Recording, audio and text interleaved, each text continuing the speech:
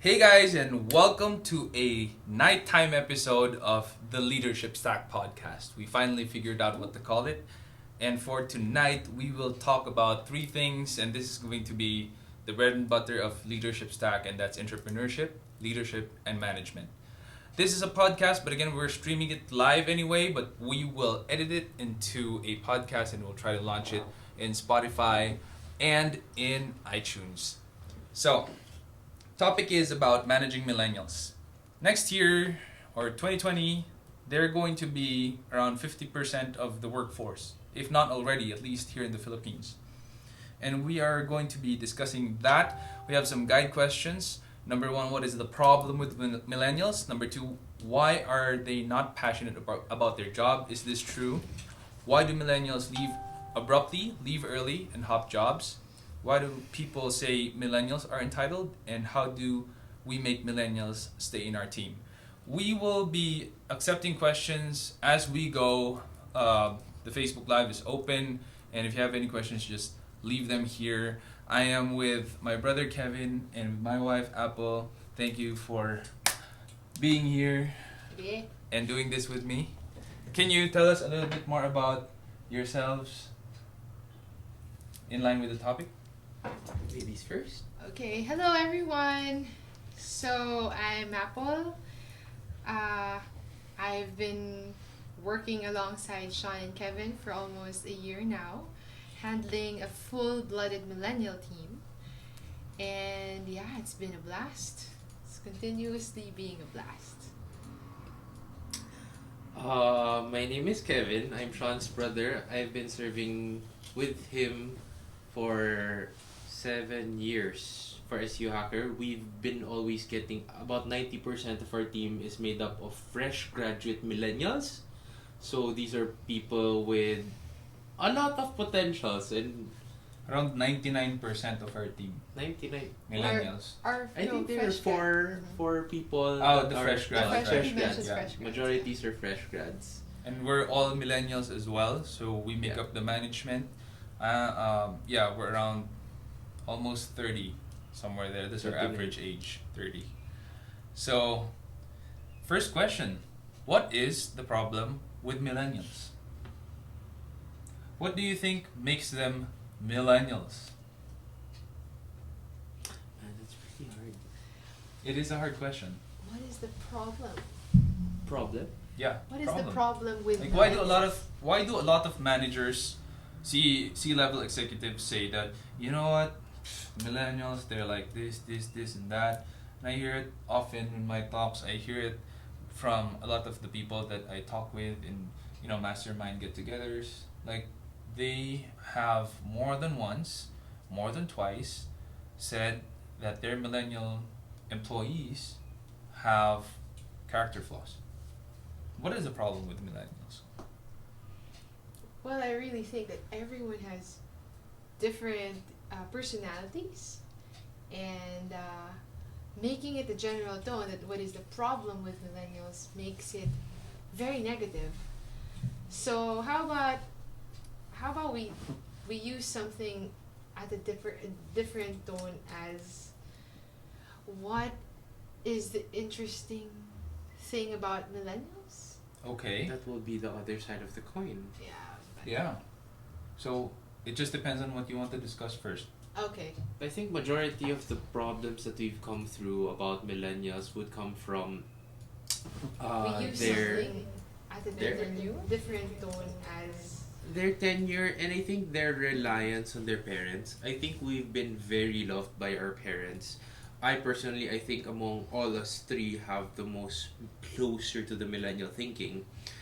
And I'm not saying everyone is, but I think the proper term is majority, which in all honesty, majority of our teammates or some of the probationaries that never really stayed have this certain problem, that we have a high esteem of ourselves, but our actions don't necessarily translate to it. We have a lot of potential, we have a lot of knowledge in the internet, we have a lot of things we can learn and grow to, but majority of the times we're not there yet, but we think we're there. mm-hmm. And we're so loved by our parents, by the baby boomers, that we never really tried to excel. Mm-hmm. We think good enough is good enough. Okay. That's my experience. That's why instead of striving for experience, wrong things, learning to excel, I always tried to get the mediocre grade. Not trying to fail, but not trying to excel either. That's my life. That's my personal story. This is because we were pampered by our parents. I was pampered by our parents. Yeah, let's go to that topic. So, there are a lot of studies that show that millennials are the way we are because baby boomers, Gen Xers have groomed us in such a way that we are going to be able to live our dreams, do what we want, follow our heart, and I think that pretty much shaped the millennial generation, that we are a generation who can do whatever we want. And a lot of us want to just be okay, be complacent, live life the way we're living it growing up since we're teenagers, kids, and we expect that to go on until we're old and gray. But, the world is not like what it used to. What do you think about that? I feel like at certain points that our parents also wanted their dreams to be lived out by us, millennials. And at many occasions also, our parents didn't want their children, so the millennials, to experience or to go through what they've gone through, the difficulties and the sacrifices. So they did that part so the children can enjoy their fruits or the fruits of their labor. So in the end, how it turns out, entitlement, and yeah. And it goes Lower on to the workplace Mm-hmm. because we have had a lot of experience managing millennials, and the honest truth is we have to also manage the parents, right? It's funny Yeah. not a lot of people know this, but at least here in SEO Hacker, where we have a 90% millennial workforce, we have had to manage parents. And how did we do that? Well, we've always considered them in how we process events, on how we're going to communicate um, our speeches. We've considered them on gifts. So it turns out we're not necessarily just thinking about the individual, but how will that gift or benefit will make an impression to the parents as well. Right. So the parents were like for example, last year the parents were part of our Christmas party Mm-hmm. because we had to plan for like a giveaway to all parents so that they'd be happy that their son or daughter is working alongside us. Sounds funny, but that's reality. Parents have their claws in the lives of millennials, and they make up the workforce today, and whatever the parents do decide affects the career, the stay of the millennial worker 100%. It makes it a lot more difficult majority, for employers like us. But you see some of these millennials that were able to, for a lack of a better term, resist or rise above that influence, and you see the independence really spurts growth in how they think, in how they act, in how they want to work. The independence is it's a different shift from how they are doing things. Shout out to Jules Florendo. Yeah. Jules Florendo, you the man.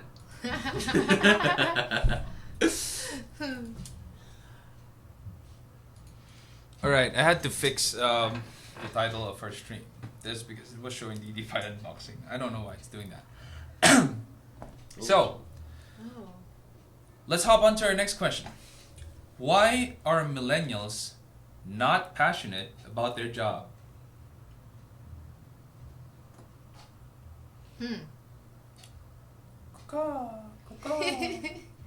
Why are they not passionate about passionate. their job? Where did this question come from? I know. This question actually came from a workshop that I did from Zamboanga. So I was there just the first Sunday and second Sunday of June. And while I was doing the workshop, I used leadership stack technology. And someone anonymously asked this question: why are millennials not passionate about their job? And it was a very interesting question, and I wanted to bring it to the discussion tonight. I think it's just those millennials that were forced into other jobs because of their parents. I get it goes back to that because I don't know. I also know a lot of millennials were that went to nursing that didn't like nursing, Their went course to business and that then never pursue really their career. yeah. But majority of the people that went through us, shout out to writers because those people are passionate as hell. Yeah.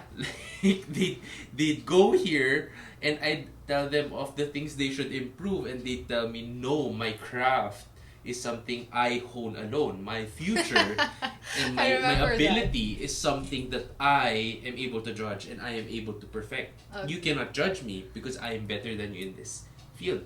I admit I am not a writer, but I am a reader. Yeah.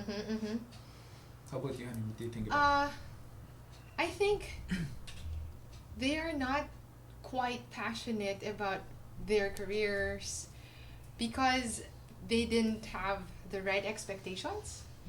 Because, again, their expectations are leaning towards, forgive me if it's been a while since I had my first interview or I applied for a job, but yeah, I feel like the expectations is not about the job, it's more of the privileges alongside the job. For example, millennials have this expectation that as a fresh graduate of this particular university, my starting rate should be like 25. And you know what? I'm working in Makati, so I should have a benefit of work from home, OT, etc., etc. So when these expectations aren't met, they feel like lugi ako. Kulang to. I deserve better. When in fact, it's your first job, you're supposed to be there to learn. You're supposed to be there to build your portfolio, to make a name for yourself, instead of what should I get out of this job. So Yep, very interesting points. And if you're wondering what I answered during my talk in Zamboanga, I told the anonymous person who asked this question is that who asked again, why are millennials not passionate about their job? My answer to that is actually millennials are the most passionate about their job compared to baby boomers and Gen Xers. They feel a lot about doing something to affect the world, to affect their community, change it for the better, whatever, right? So they're the most passionate about it. That's why if they don't feel like it's the job for them or they don't feel worthwhile about doing the work, they leave and you can't stop them. And so baby boomers and Gen Xers, what they are really good at, props to them, is grit. They can stay, they can endure, they have tenacity and resilience, and they can take whatever it is. But we also have to see the context. During the time of baby boomers and Gen Xers, jobs were very, very important. And you cannot just quit jobs because it was not easy to come by. It was not easy for you to improve yourself. There was no internet. If you want to do some experiments, if you want to learn, if you want to read, you have to go to the library or you have to borrow and or buy books. There was no Wikipedia. There was no Google. Unlike today, you can pretty much find jobs pretty much anywhere. The job market is big. We have so many job portals. A lot of companies are also growing. They need people. You can learn whatever they need because they have process documents. We are more sophisticated. So the job pool is bigger.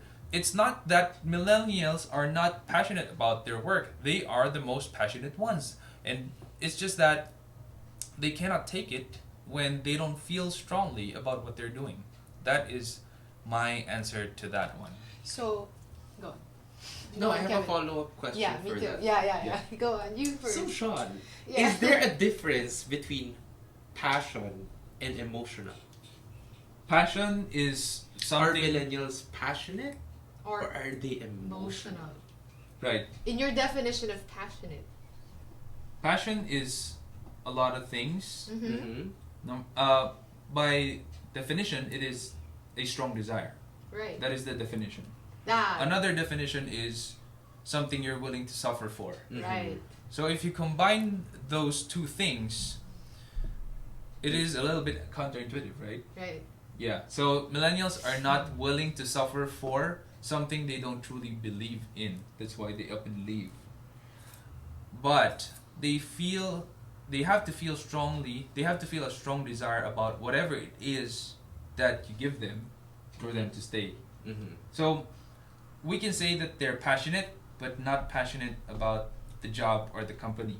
They're passionate about their own means, their own goals. Which is again, a lot of millennials want to affect the community, they want to change the world, they want to help something, do something big, which is not a bad thing. Right. It's just that, what is it? And are we able to give it to them? Or That's- have that's they a- figured it out? That's the more important question. How do you give that to them? How do you make them part of something bigger? Okay. Got it. They're very, very altruistic because of the age of information. I think we have become more interconnected. There's also another follow-up question that was in my mind after you said that definition. Oh, I thought we had the same thought. No, not quite. So my question was, since millennials are quite known for hopping jobs because by their definition they want to have an adventure, they want to know what it's like at the other side of the company or another company. So how do you relate that with being passionate? They want to have another role. They want to experience a new thing. They want, a different experience altogether. After working for, let's say, 6 months with this Or 2 particular, years. or 2 years for a particular They just company. want a change of environment, Change of, or a change of pace. I think millennials who just want a change of environment. I mean, let's take it to a bigger context. Assuming that they are happy about what they're doing, Mm-hmm. they feel like they're part of something bigger, but they just want a change of environment. Right, Mm-hmm. They just want a change of pace. right. I think these kinds of millennials, that kind of mindset is selfish. Because they are not thinking about what's good for the company. They're only thinking about what's good for themselves. Right. Which is by definition self-serving, selfish, yeah. We only get to live once, right? And they have their reasons to think that way. There is no right or wrong there, in my Mhm. opinion. It's Mhm. just that the company will suffer Right. if they get a lot of people who think that way. So the wise thing to do if you're the employer, in my opinion, is to try and avoid getting those kinds of people. And the trick here is, how do you figure that out Yeah. if they're that kind of person? What are the right questions to ask them? Are you asking us to answer that? Yes. What's your opinion on that? So you're asking for questions to filter out people that are self-serving. People who would want different environments after an X amount of time. How do we figure it out? Like, how do we figure out people who will suddenly just say, you know what, I want a change of pace, and just resign? You know, in my honest opinion, it has something to do with the structure of the organization. Like, do we encourage movements from the team? Do we allow someone who is not really skilled or that's really not her strength to be in a particular department, and then we allow lateral movements just because that person desires to learn, just because he or she is willing to get out of her comfort zone or get out of his comfort zone and try that thing out. That's assuming this person is worth keeping. Exactly. How do you know if he or she is worth keeping when he or she has that mindset already? I will ask this person, if I were to ask you, person, let's just say, given this person's name is Beth. Hi, Beth. What are your goals? How can we help you? If given that there is no problem between you and the team, between you and management, what do you want to achieve in your life, like 5 years from now? There's a very interesting answer by Brian Bernabe in the comments. Oh. If I may, millennials are very passionate with their work. It's just that sometimes, since they are very competitive where they can easily achieve their objectives, they are not challenged anymore on what they are doing. Yeah, Just so my humble opinion. the Thank you for that, Brian. yeah, thank Yeah. you, thank you, Thank Brian. you, Brian. So, is the organization flexible enough to their team members, to their people? Do they allow them, even if that's not part of their job description, do they allow them to try a different, Role. to try a different role? And that is the way to keep them. The challenge with there is sometimes I have agree with that, but one of the experiences that I had is that some people some people are very passive. There are more people that are passive about matters than with initiative to do things. Right. And to move laterally, sometimes they're waiting for management to do that. I don't know if that's it, but when they see new challenges, they don't ask, hey, is there anything I can go to? Is there anything I can do more? And that exactly is the kind of person who is worth keeping. Those who have initiative. Those who have initiative, those who want to grow, even if that's not really part of their job description or not the reason why they applied. And yet, hey, I want to try this. I'd really like to stay, but if you can't try to allow me to jump off that ship right there, then maybe it's time for me to check leave. out other companies who could give me a chance on that. So But how do you now make room for these kinds of people to just jump laterally to other job roles? Because that's not really something that's easy to do. yes, It is. It Yes. isn't. Are we talking about keeping millennials that are about to move, or are we talking about filtering new people that are entering the company? Because It's I up to was- you. It's up to you. I was talking about the first one. the first one, right? Yeah. Yeah. Okay. Keeping those who would like to move. I think one of the examples we have lately Mm-hmm. is to keep them. Well, one of the things that helped us keep people is the culture and close communication with the management. Yes. One of the innovations that the management was able to do in our company is be able to close the gap of communication on how they are, how they're feeling. And I think people who participated more stayed compared to those that are apathetic to Who it. were open Yes. to sharing their thoughts Yeah. and not just keeping it to themselves and feeling sorry for themselves to be part of this organization who ... Those who really cared enough to share their thoughts.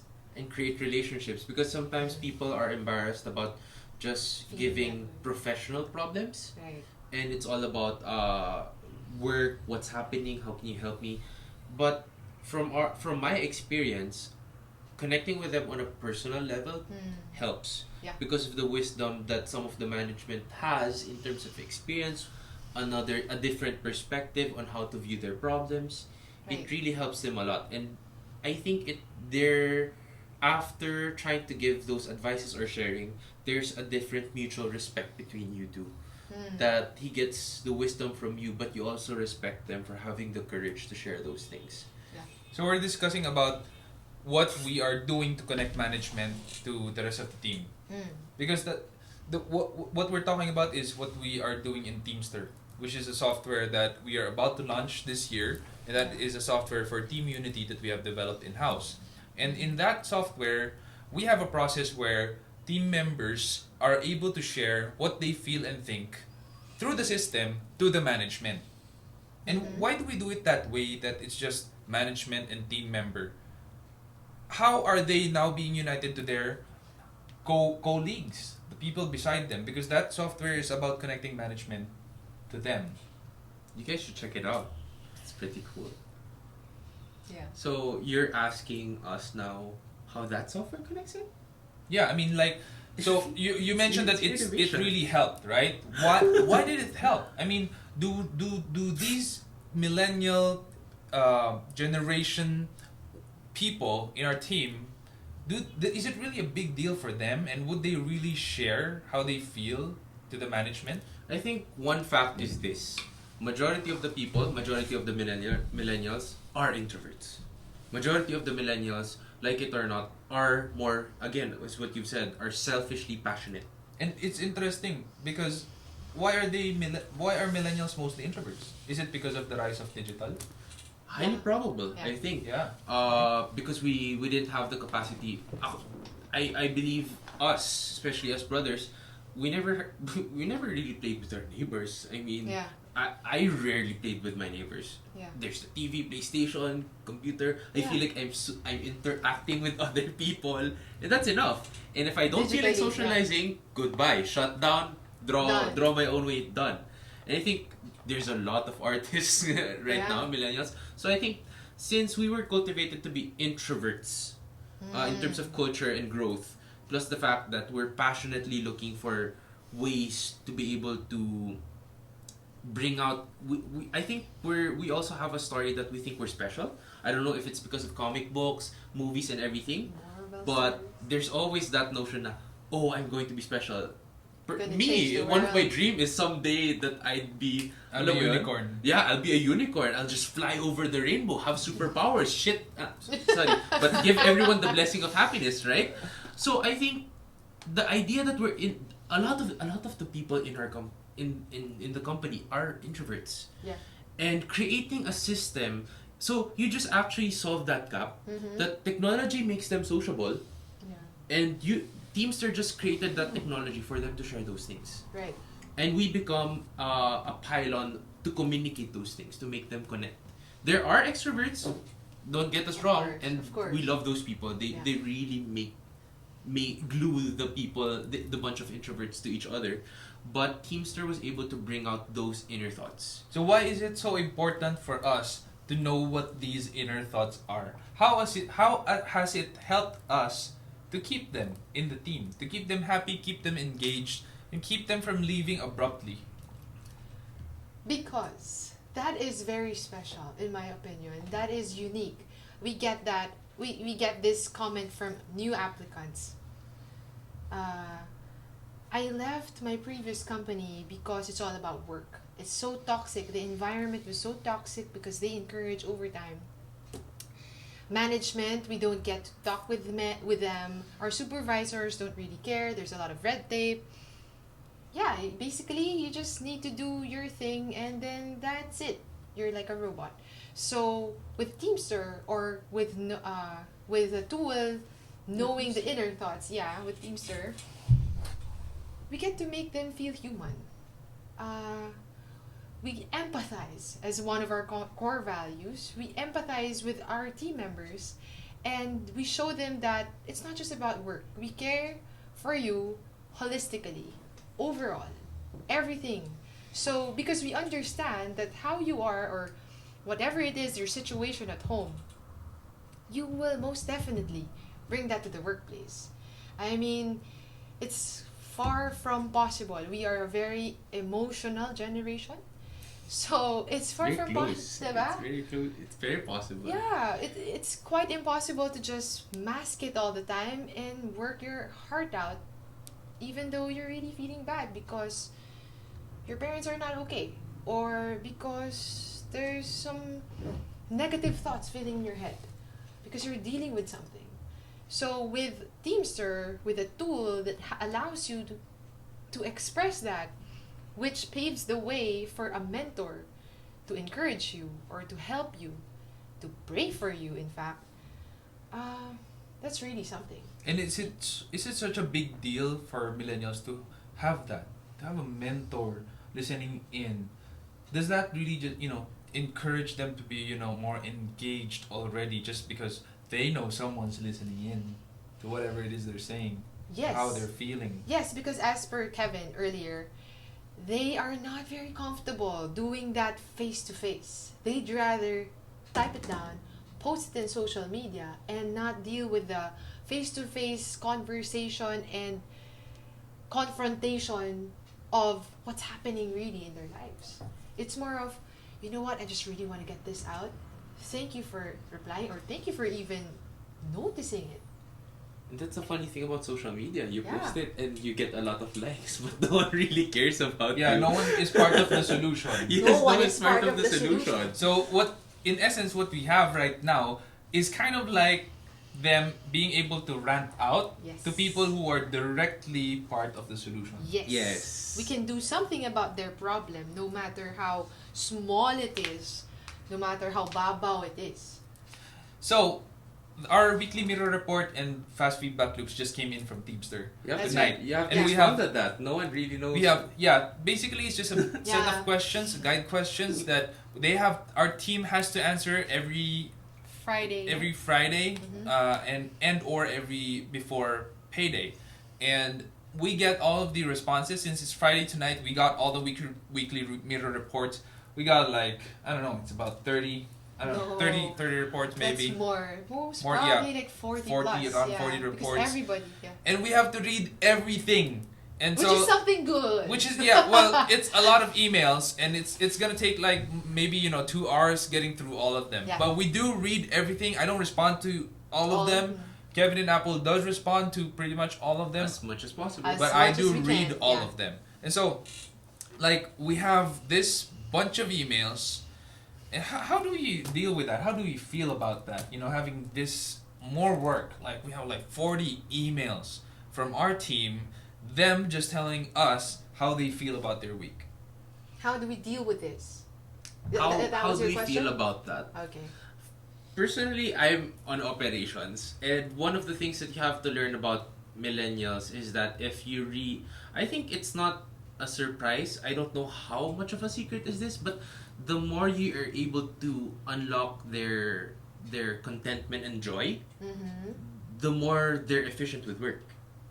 The more they will be efficient. Okay. The more they're going to work hard Mm-hmm. and to care. Uh-huh. Because if they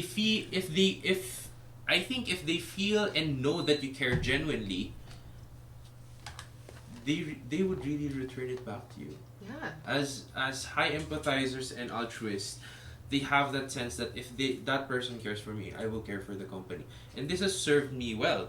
This has served the company well, not me. Yeah. That these people that we really seek out solutions, go out of our way, Yeah. tell those things, to read books. What can you do about these problems, these personal problems? How can I help you? Why don't you just instead of take a loan from, I don't know, the bank, just cash advances from the company? These small things. It's not the big things. It's not the race. It's not those things that makes them happy. It's the idea that these bunch of people do care. Yeah. These people. the management. The management cares. cares. Yeah. And I think that's the thing then. Sorry, going back a little, no. I think we're one of the most problematic generation with parental problems and everything. Yeah. So I Depression, think anxiety. we have realism, an increase Everything, of yeah. these depressions addiction and problems and to everything. Yeah, digital. So I think it goes well with they are looking for a mentor. They are genuinely looking for someone that cares. And it's so interesting because we mentioned earlier that parents have their claws deep into the lives of millennials, and yet we're looking for mentors elsewhere. It's like we're sick of having our parents as our mentors to some degree, because then a lot of, if this is going to be the argument, then we're saying that a lot of them are so hungry, are so thirsty for mentorship. How about this? Perhaps millennials don't really open up enough to their parents because they feel their parents won't wear the friend hat and try to understand them where they are. Instead, they would just like to report or share with their parents the good stuff, the things that they know their parents would approve of, which is why deep down they're really not okay pa. Parang kulang pa. So they're seeking for a mentorship regarding those things that they feel their parents won't be able to relate with. For example, their peer pressure. Mom, dad, every friend of mine has the freedom to go out past 11 p.m. or past 12 midnight. And here I am. I just need to be home at 10. So their parents would say, no, but batas ko to eh. This is my rule, you're living under my roof, so you follow me. So now that we have that context, are we just saying that parents are just really overshadowing millennials? Because that's why we take care of the parents and manage the parents of our workforce. Overshadowing millennials in the workplace, you're Yes. saying? I feel so. I feel that they don't let them become adults. They don't let them make their own decisions. well, some parents, we're not generalizing Oh, here, right? yeah. Okay, so yeah, some parents just wants to have that. Some parents just want that their children are not bums, are not individuals who would just, yeah, stay home and do nothing. I mean, it says a lot about the parents if their children are just staying home, right? So they also want to take care of that reputation, believe it or not. And yeah, because again, the millennials don't want to share their struggles or particular arenas where they don't want their parents to control. Their parents really don't know the big picture. And it's not their fault. It's also not the millennials' fault. I feel that it's a communication gap. Between the son or Millennial daughter and the parents. Yeah. And so how do we deal with that? I think by, if you have Teamster and you get it as well and just place it there, it's not gonna do anything. But the fact that we enforce it, we take initiative and to tell them, oh, you do this, you do the report every week, and that's what I think the communication problem is. Not a lot of parents just sit down and say, what's up? Is there any problems? A lot of people just expect it to just pop up out of nowhere, that you're just going to burst out, cry out, and everything. So there's a problem with family. Communication within the family. Yeah. We should create a software for that. Family Stir. Family stuff. By the way, James Del Rosario is tuning in. Shout out. Hey, James. Shout out to that brilliant man. James, so He says, I don't usually engage with topics like these, but seeing you three discuss at this hour makes me smile. oh. And most of the millennials beg for recognition. I think that is true, Yeah. but recognition has not been freely given in the workspace since our parents, I think, because Yeah. there is a phrase that I've read before that says the last applause that maybe 80-90% of people ever get is in their graduation. And so Oh, yeah. what have we done to address that? We have patching. We have the patching ceremony. Yeah. We have Clap claps. sessions. Actually, Clap the claps. session. Yeah, it's weekly. One big reason why we have the clap session is because of that phrase. What is the clap session? We have to Yes. establish that. Yep.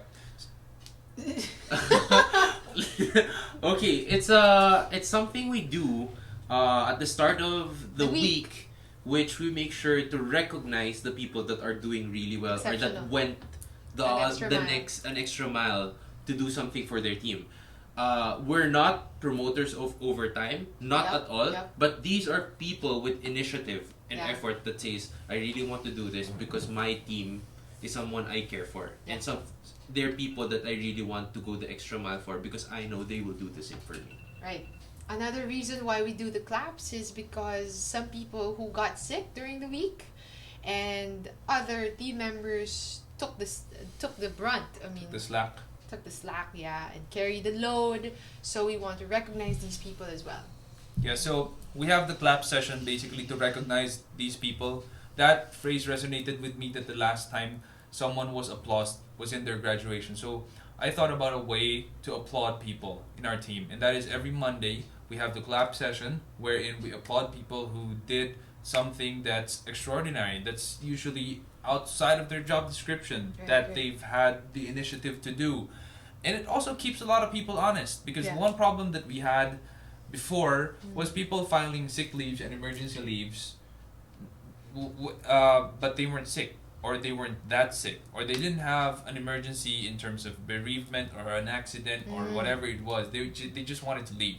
Right. Like there was one example is there's no water, so it's an emergency, and I'm gonna leave today, and that's not an emergency. And this clap session keeps people honest, because now if you're gonna file it that way, you have to go in the middle of the entire clap session and say, I had an emergency last week. There was no water, and I just want to applaud my teammates for taking the slack because I wasn't there. So it kept a lot of people honest. Now people are filing emergency leaves and sick leaves in a more honest way. They're really sick, or they really experience an emergency. Going back to what you shared earlier, I really believe that recognition is a big thing. To be honest, working alongside my dad for the past 9 years, and even now, up to now, just part time, yeah, but still I'm working with my dad. That's a big deal. That was something that I believe many children who are in the family business are experiencing. And I say this because it's a personal experience of mine and even my brother's. So, you don't really get a lot of encouragement from the family business. Everybody just really expects you to work excellently, and that is because you're the son, you're the daughter, that's it. You're the brother, that's it. But you don't really No, get. I didn't expect that. Anyway, right, Kevin? So, yeah, it's hard. It was really hard. You just keep going. And millennials, we don't operate that way. It's a big thing. It's a really big thing. Recognition, it's really a big thing. Appreciation. And appreciation, yeah. It's a big thing for millennials. So that was very tough for at least for Apple, who had to endure a lot of unrecognized effort or unapplauded effort. Let's not use the word endure. It's more of to keep going. To keep going without knowing, am I doing this right? Am I making my dad proud? Or is it, feedback, in fact, which I actually ask. And not really something, you definitely get feedback if you did something wrong. That's a given. But if you do something right, silence. So it's more of, all right, we're doing something right. There's no noise. Let's keep going. Yeah. You just have to learn how your boss works, right? Yeah. Right? Yeah, you learn over time. Next question is, why do millennials leave abruptly, leave early, and hop jobs? I think we tackled that. Recognition. No? Well, I think that's one. That's one. Recognition, lack of recognition is definitely one big deal because proven by Teamster, a lot of people became happy after we started using Teamster.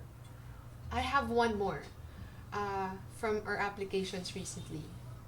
It's that since we have new jobs recently, like graphic design, graphic artist, or animation, etc. New jobs or new hires? Sorry, new jobs. But I got this feedback from the new hires, or at least applicants, that they are being given tasks that are not really part of the job description. And perhaps the employer just thinks, okay, this person is creative. He or she can do all these. Right. And that's right. And that's fine because she's creative. That's it. So what happens is that millennial is super duper overworked. Mm-hmm. And of course the compensation isn't enough. Right. So I think that's another reason. Okay. I think one of the other reasons is choices. We are in the information age and choices are so much. I mean, let's put it in a dating perspective. Honestly, dating in our parents' perspective, really hard. Yeah. I swear, right? Yeah. Now, we just install it now. Put the radius of how the distance, swipe right, left, and you could do that all day.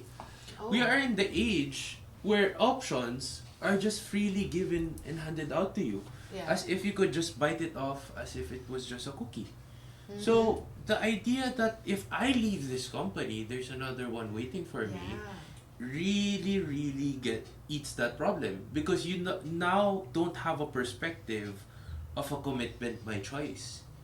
Yeah, commitment, I believe, is also a very big factor. I think so. I've heard that a lot of times that there are people who have problems with commitment. Yeah. Diba? Even in our team. Yeah. In different areas. Yeah. I actually meant in our team. Oh, okay. Yeah. So it's very funny because we do have a bond which they committed to. So it's ironic. But anyway, moving back to the discussion, before your multiple options, I like what Apple mentioned about the compensation and not being in the job description. Not making it clear. Not making it clear. What do you think about that? There are employers that exaggerate it, honestly. Mhm. Like you hire someone for graphics and suddenly You're you're doing everything now. Everything. But here's the thing, there are people who want to hone a certain skill. And there are people that you can talk to nicely and have a good understanding, whether it's part of their goal, part of their growth and everything. But there are some people that those responsibilities are being shoved into them no matter if they don't like it. So I think it's a very gray area. But I think there's a lot of opportunity to grow if you're doing something that's not your responsibility. Yes. But for people that are open to it, they really grow a lot.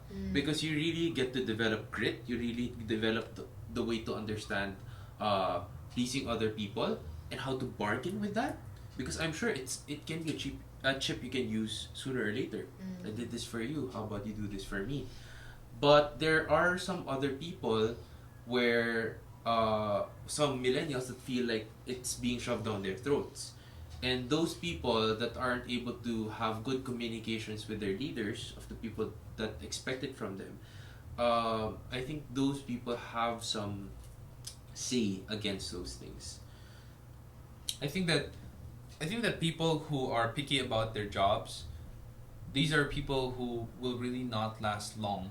And if the job description was blurry, but you do want growth, you do want to learn more, you want to be challenged, you want to make more out of yourself, I think that it is something that is a positive thing, Right. rather than something that should make you quit. But I understand. I agree with you on that. But I really think also that the millennial should have that audacity to speak with his or her superior about it. Let that superior know that, superior, I can handle up to this. I really want to grow, but let's take it slow. Let's take it one step at a time.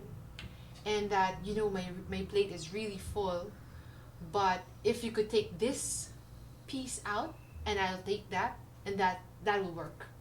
You get what I'm So saying? the Yeah, I think the millennial has to have initiative to communicate to again. negotiate.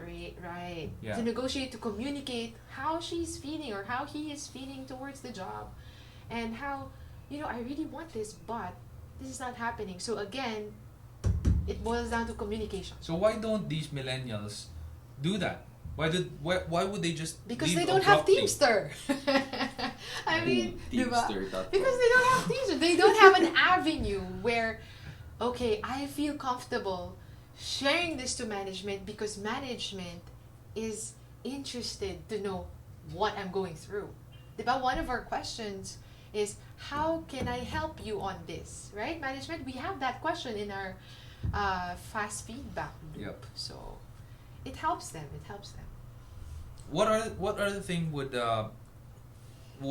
be the reason why they would leave early and hop jobs? So we have the on demand. We have jobs on demand, which is multiple options. We have the not being able to communicate with their management, upper management, because they're chugging a lot of work down their throats. Or the job description is not part. Or the job description wasn't clear. Naiba na. Naiba na. Expectations. Ang daming pinapagawang bago. They don't understand it. They haven't learned it, and the expectations is too high. Yes. There's disappointment in between. The commitment. The commitment problem. The Why fourth. why do they have commitment problems? Why do millennials have commitment problems? Is it really just because of jobs on demand, or is it because they were burned before? Wow. My most recent experience was just, there's another option. Unfortunately, I think, again, millennials are altruistic. And I think more often than not, they're caring. They may be caring for themselves, but some have empathy. But, so I don't believe it's necessarily just because they're burned when they know there's good people there. But a lot of people just, after they applied, after a handshake, after a contract, an option comes along and say, huh, I like Better. that. Right. And then just jumps ship. I don't understand it either. We've treated them very well. Yeah. I'm sure the people around them are kind, Yes. they're caring, are professional, but they leave. For me, my perspective, the option these other companies, or their lack of commitment, so these other companies still think they're available. And they apply. That's my personal problem. You mentioned that we shook their hand, they accepted the job, they may like the team, but they just leave. What about some people who applied, shook my hand in the final interview, and then they don't show up, or they say on the day that they're supposed to start that there's something that happened, blah blah blah. Why do we think that? What's up with that, right? I mean, like, why would they do that? Again, a higher offer. A higher Better offer. opportunity for them. Is that all there is? A higher offer and a better opportunity. Well, let's face it. What happened to integrity of word? Integrity of work. Right? So I mean, like, it is something that's also weighty. When you say something, you Right, commit to definitely, it, yes. you actually do it. So if you say you're gonna be there on the day, you be there on the day. But we've had more than enough experiences of millennials, strictly speaking, shaking my hand in the final interview saying I'm gonna start on this day, and then they don't show up. I think we're gonna go back to the first topic that we mentioned. They're not passionate enough, or they're just passionately Shopping for jobs. no, Shopping for jobs. no, they're just passionately for their good. Diba? It boils down, Self-serving. self-serving. So is goes back to it that. safe to say that this millennial generation workforce is the most self-serving workforce? Well, I cannot say that because I was not in the workforce with baby boomers. Oh, I was pala. Wait lang. But I think they have the most comfortable environment. The worst part about us is the rising commodities. True. But at home, especially majority of the millennials are very comfortable. We've had Right. the rise of the PCs, rise of all the comfortable technologies that makes us really chill. So Yeah. why trade that for work? If your So parents that's being are going lazy. to pay for you. Just being lazy. You show up because you feel like being lazy. I think that might not capture why. I think there's something else. Why they don't show up. What Why you they propose. don't For show me, in my perspective, it's just commitment. One thing that I was able to give to the company is that I've had a lot of people telling me, why don't you just quit? There's another opportunity for you. You should have been given better. There are other lot of problems. Why are you working on that time? Ganyan. But I committed Right. because I know where I know where it is. I know where it's going. I committed to it. That's simple as that. Okay, I think we can move to the more important question, which is, knowing this, how do we prevent it from happening? We give them a big. I'm so sorry. Okay, so we give them a big. Actually, to answer that one more, you say we're missing something. I also think that again, I'm gluing what we said earlier. That nakikita lang ng millennials is their present situation, how this job can do good for their own lives and not the other way around, right? I mean, they say that they want to contribute to the organization in the long run, of course, yes. But really, for their future, they don't see it holistically that, you know what? I have a goal in this company. I want that by 2020, I'm actually leading this so that the company is now not just here, but there. But they didn't show up. How would they know that? Exactly, because they're just focused on their own good, not the good holistically of the organization and their goal being aligned with the goal of the company. So in order for them to prevent that, what you're proposing is for them to actually show up For them to and work with us. Yes, of course. The first to But to they have didn't. commitment. But they didn't. So how are we No, going you're to prevent you're that from actually happening? asking why we think they left. One of Remember, that was the question. I think one of the things, the ways to prevent that, but it will never 100% prevent that, is to be able to curb the aspect of commitment from them to us. Which is one of the ways to do that is to force them to come by putting in The bond. laws and We have a bond. yeah, rules. Or if you don't show up, there's a consequence to that. And you have to tell it to them explicitly. Actually, with how I interview our applicants, I immediately inform them that we expect you to be loyal. And how I define loyalty is that you will be with us for the long haul, which means after the bond, you will stay. That's our expectation. And if you don't see yourself with us for 2.5 years and beyond, it's better that we don't start this engagement. Right. Yeah, I say that to And all the applicants. As well as when we start, we should communicate it. We like you. Right. We're really vouching for you. But know this, that when you don't honor your word, there are consequences. And we really have to implement those consequences. And they really have to understand those things. Because on new applicants, they must see what has been done for those that didn't obey those terms. I think one of the ways that we have prevented that from happening is to actually elongate the hiring process. So we have the 6-step hiring process now, which is the first interview is just a 30-minute drive-by with the HR. Second interview, DISC personality test. Third interview is the exam for the team they're applying for. Fourth interview is for the team lead to do a one-on-one interview with them. Fifth interview is with Apple, my spouse. And the final interview is with me. And so if they are able to make it on the entire 6 interviews, we expect them to show up on the day. Right. But there have been instances where they finished the entire 6-step interview and they didn't show up, which is very, very strange. But it's actually very rare. It is very rare. Right. So, like what Kevin says, there is no 100% way to just make sure that it doesn't happen. But there are ways to try and squeeze it out from happening, to really try and prevent it. And so one way that we did it is by elongating the hiring process. Because the entire 6-step, we asked them to go home and come back all the way. The next question... Oh, we have another shout out. 2 comment. things from James Del Rosario. Oh, Yeah, okay. can you read it? I don't know where this is, but James says, I agree with Miss Apple with her take. Most millennials don't get to share their career experiences with their family because they tend to assume no one will understand. Perhaps sa effort nila, dugo, puso, pawis, kung anong pwede nilang ibuhos will be told on the latter end na.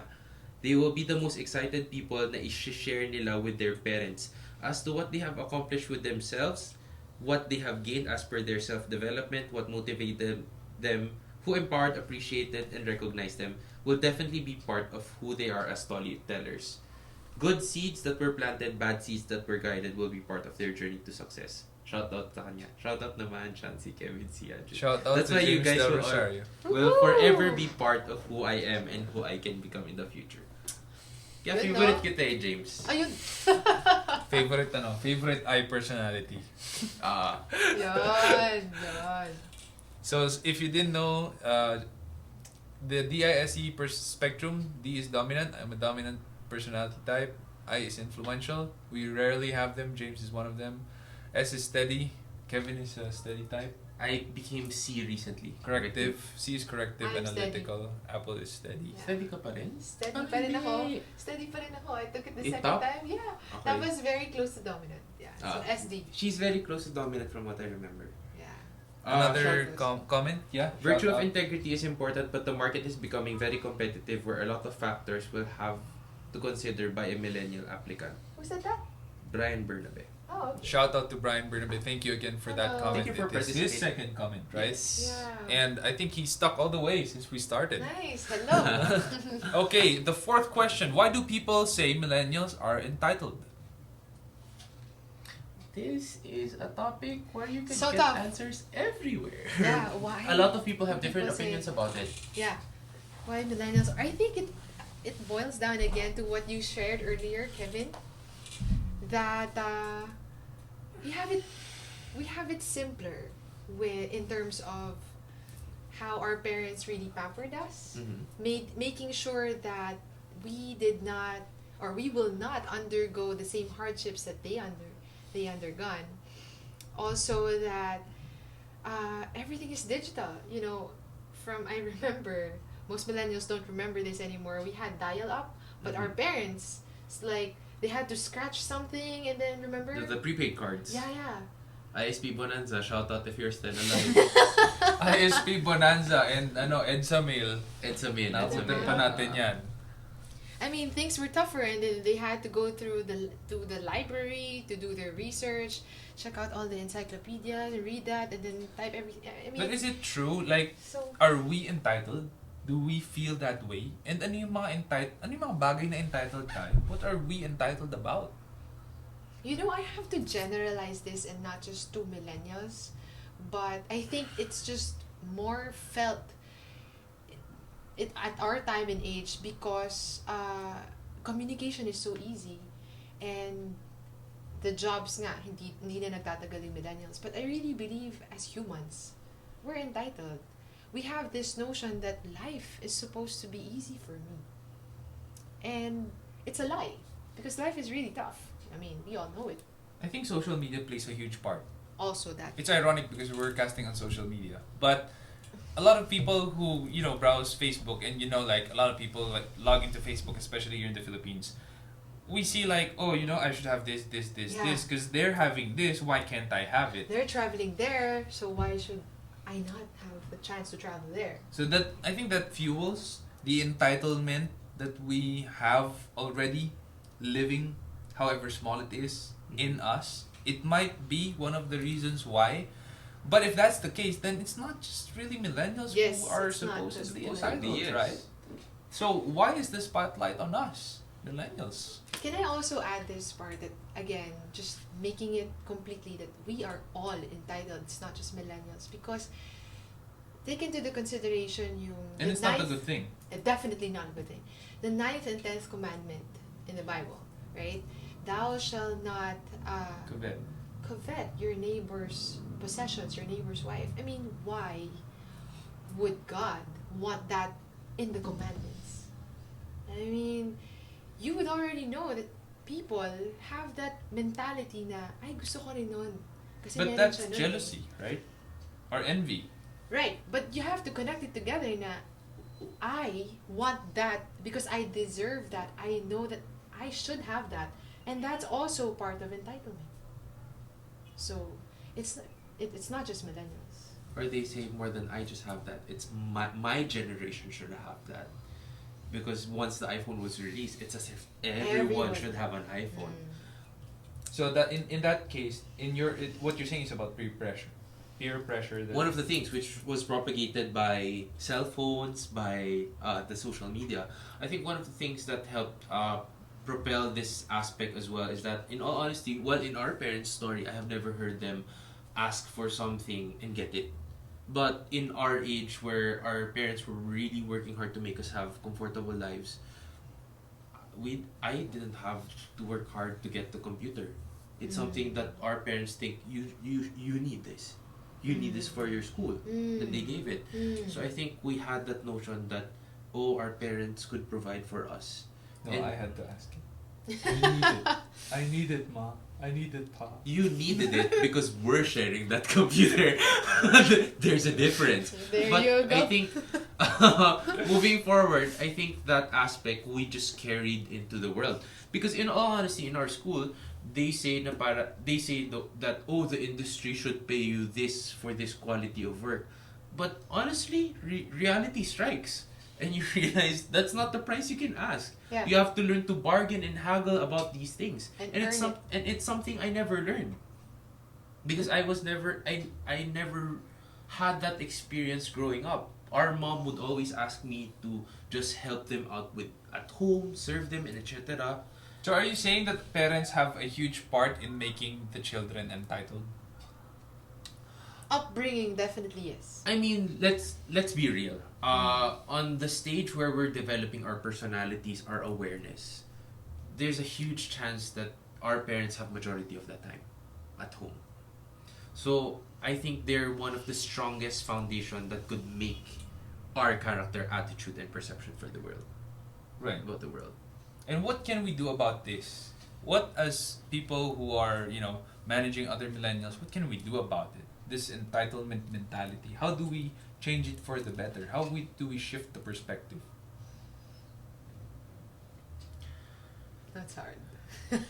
If you, I, are we talking about as managers or in general? As managers, As managers, leaders, in all honesty, it's easier because as managers, you have that advantageous required respect.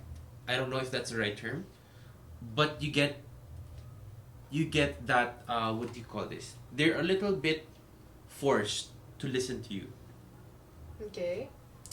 You And have the platform. you have the platform. You have the platform. You don't have to force yourself to go talk to them because they're already there. You have one of the easiest opportunity to create relationships. Mm-hmm. And if you create a relationship, they put their guard down. They really ask, what is this person trying to impart to me? And when you talk about these things, you talk about the wisdom of seeking growth more than being self-centered. What are the things you can learn? What are the things that can benefit you more rather than just money? Sometimes they tend to listen because of your life story, where you are, what happened with you, rather than just being a bunch of stranger and saying, "Hindi, ito yung gawin nyo, this is what you should do." No one really cares about those people that you don't have intimate relationships with, because in our age, as much as people are becoming more close with social media to chat with a bunch of strangers you don't know in the internet, we are also becoming more distant in terms of intimate knowledge and wisdom. We think everyone has wisdom, but not necessarily for the better. It's just to make you feel good. Well, the definition of wisdom is really something coming from the Lord. It's not just a person's understanding of some subject. It's really when you say wisdom, you're sure it's sure ball. It's gonna strike that person's mind and say, "Oh my, he or she's right." That's the fact, and that's it. and one of the things that I think we have been able to do to keep entitlement at bay is to actually write the core values Right. and live it out. So one of the core values we have is grit. And we say in grit that you have to have resilience, tenacity. You have to really pull yourself through. It's not so important that you finish something, but what's important is you keep yourself Trying. moving forward. You don't use mistakes as reasons to quit, Yeah. rather as something to keep on improving yourself and making yourself better. And you have to realize that the world does not owe Revolve you around anything. You cannot do that. So we pummel this to the entire team, and we cannot just pummel it without believing it. Without We co- exemplifying it. without exemplifying it. We exemplify it and we completely believe in it. So it's funny because we ask people in our team to recite this, memorize this, and we have them recite it every week, every before lunch break, Yeah. and that's because we needed to go here before it can go here. So this is something that helps and has helped our team over at SEO Hacker to keep entitlement at bay. Because who needs entitlement in the workplace? No one needs it. The same reason that no one needs drama and gossip, chismis in the workplace. You have to keep it Definitely. at bay. Yeah. And if it gets in, then it's our fault that it got in. Because we're not doing enough to keep it out. And the last question is, how do we make millennials stay in our team? So there has been some overlap in the earlier discussions, Yeah. but I think this is going to be the wrap up question. So how do we make millennials stay? So we have people who have gone through the 2-year bond and opted to stay even Yes. after the bond has expired. What were the right things that we did?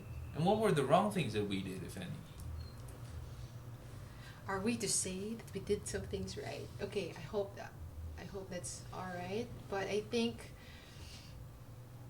well, based on feedback, I think it has a lot to do again with our communication with our team members, our genuine interest of helping them grow, helping them mature in their career, and treating them as people with respect, people, empathizing with their concerns holistically. We help them grow holistically. Really know them as a person. Yes. What else? I think number I think I credit one of the ways I was able to help our team to a book by Brene Brown, which is called Dare to Lead.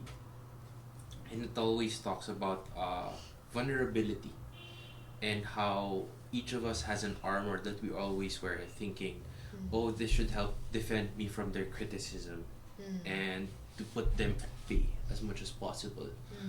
But one of the things that millennials look for is authenticity. Yeah. They can smell bullshit if you're just trying to give them bullshit. Yeah. That's true. And one of the things that you can do is number one is to be authentic with them. The more that you state hard truths, the more they've come to appreciate it of you. Of course, some will say na ayoko yan, ginagago ka niyan. But people that really care, the right people, will really appreciate you for it. And I have seen this again and again when you speak up. And the second one is that they have to know that you're greater than them. Because as soon as they know you're equals and they can learn nothing from you, they will leave.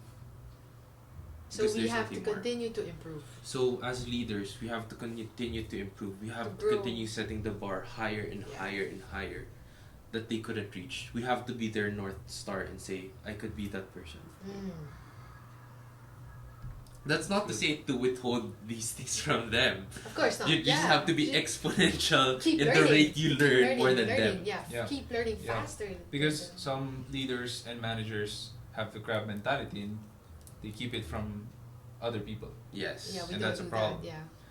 So I think that one other way that we make millennials stay in our team is to make sure that we put them in the right positions.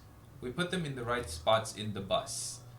And that is important because you don't want people who don't like Yeah. to go to work every day, who dread going to the office every day, because I don't want to do that. And if I don't want to do that, I don't think they would want to do that. So we have to figure out, what do you want to do? What do you love doing? And we have to make sure to put you in the right position. Even if we are going to move you up in a management or leadership position, we want to know if you want to take on this challenge and if you You're up for enjoy it. it, Yeah. and if you start to abhor it or to hate it, you have to tell us, because we don't want you in the wrong seat in the bus.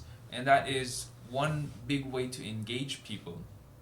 And we mentioned listening to them and empathizing with them through the software that we have, which is Teamster, and that's asking them every week, how do you feel? Right.